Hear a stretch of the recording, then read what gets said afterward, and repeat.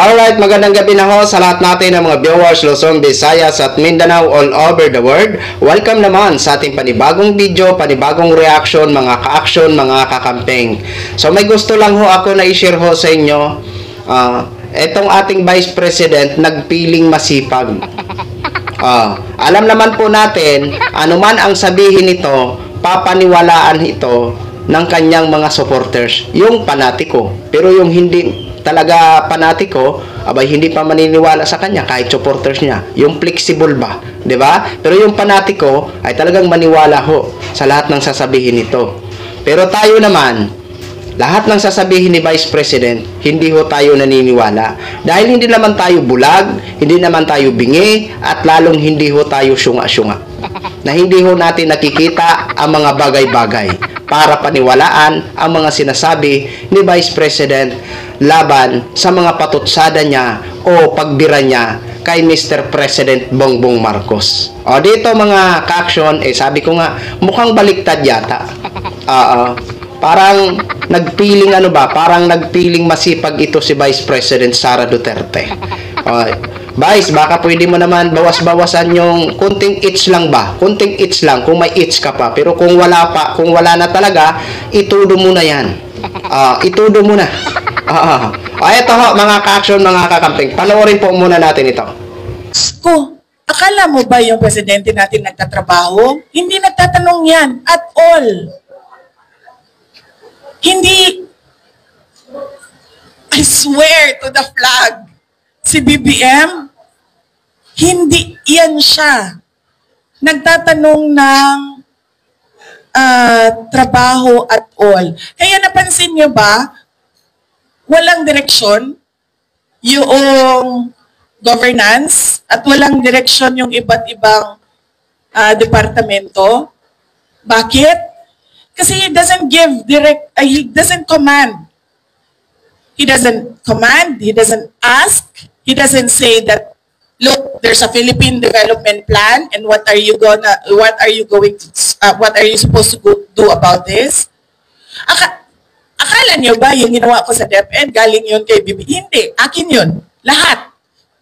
Kasi he did not give any orders at all. So pag upo ko doon, sabi ko sa mga kasamahan ko, sa mga USEC at ASEC, I think this is our show. Kasi walang participation at all ang Pangulo. So gagawin na lang natin kung ano yung karapat dapat nagagawin para sa edukasyon dito sa ating bayan. So we created the matatag agenda, we followed through with the matatag curriculum, at unfortunately hindi kami natapos kasi yun nga, nag-decide ako na I don't deserve the attacks that were thrown at me by the administration. Kasi ako na nga lang siguro yung kaisa-isa dong nagde-deliver para sa cabinet ni BBM. Tapos ganoon pa yung gagawin nila sa akin. O di, nung nawala ako, di wala na. Wala na siyang accomplishment at all. Yun na ho, mga ka-action, mga kakamping, no, narinig na ho natin. Hindi daw nagtatrabaho ang Pangulo at hindi daw nagtatanong kaya wala daw direksyon. Ikaw na itong masipag, Vice. Ikaw na itong nag-tree planting. Ikaw na itong nagbigay ng pandesal. Ikaw na itong nagbisita sa mga nasalanta nating mga kababayan ng lindol. Ikaw na ang masipag. Ikaw na. Ang sipag-sipag ng ating Vice President, di ba, mga ka-action, mga kakamping? Ikaw na. Ikaw na ang maniwala sa sinasabi mo at yung mga supporters mo na panatiko. Yan ang maniniwala sa'yo. Pero kami, kitang-kita ho namin kung sino talaga ang nagtatrabaho at may malasakit sa taong bayan. Last month, saan ka ba pumupunta? Pa-travel ka lang, 'di ba? Para makipag-meet sa inyong mga supporters sa iba-ibang bansa, no? Ngayon nga lang kita nakita diyan sa kalamidad diyan sa lindol diyan sa Cebu. Nakita kita diyan Kaya nga sabi ko, maraming salamat at nagpakita naman itong tinuturing natin na Vice President ng Pilipinas sa nasalanta ng lindol sa Cebu. O, doon sa part ng Davao, nandun ka rin. Salamat din. At salamat din sa mga relief operation mo. 'Di ba? O, ngayon lang naman natin yan nakikita, mga ka-action, mga kakamping. Pero sa mga nagdaang mga kalamidad, nakita ba natin ang appearance ni Vice President? Wala. Para sa akin, wala. Hindi ko siya nakikita. Ngayon ko lang yan nakita. Itong may lindol sa Cebu, lindol sa part ng Davao, di ba? Di ko nga nakita yan. Di ko nga naalaman kung pumunta ba yan doon sa, sa Masbate, na nakaranas din ng bagyong Upong ang Masbate. Hindi ko naramdaman yan. Di ko rin nabalitaan kung pumunta ba yan doon. Di ba? Pero si Mr. President, kahit saang lugar, di ba? Nandun ang kanyang presensya at automatic ang cash assistant. Tapos sasabihin mo, hindi nagtatrabaho? Anong sinasabi mo walang direksyon? 'Di ba? Parang sinasabi mo walang mga programa. Diyos ko po, alam namin ang mga programa ng Pangulo. At kahit pamilya ko nakikinabang sa ilan sa mga programa ng Pangulo. 'Di ba?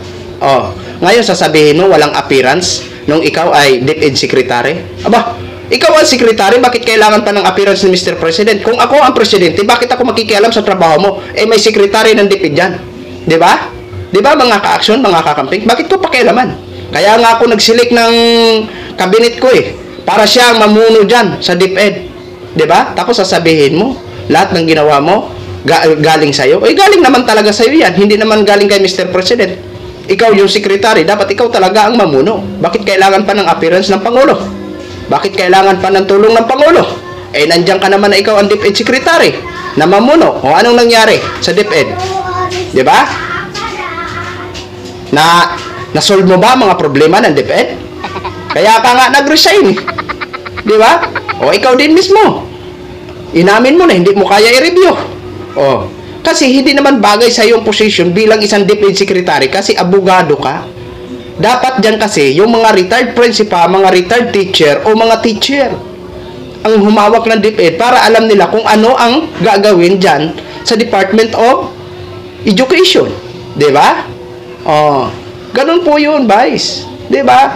Alam niyo, Vice President, sa halip na gumawa ka na lang na gumawa ng mga maganda para matuwa pa kami, 'di ba? Kaysa magparapatutsada ka diyan kay Mr. President na kahit ano pang paninira mo diyan, alam ng mga kakamping na nagtatrabaho ang Pangulo.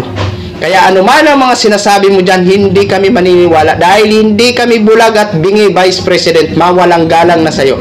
At kunting bawas-bawas naman po, no? Ng each kung gusto mo lang. Pero kung ayaw mo, nabawasan ang iyong each, itodo mo na yan, Vice President Sara Duterte. So yun lang ho, mga ka-action, mga kakamping, no? Maraming salamat po sa ating mga viewers, Luzon, Visayas at Mindanao all over the world. Ako po, ang inyong lingkod, si The Action Man. Good evening, everyone!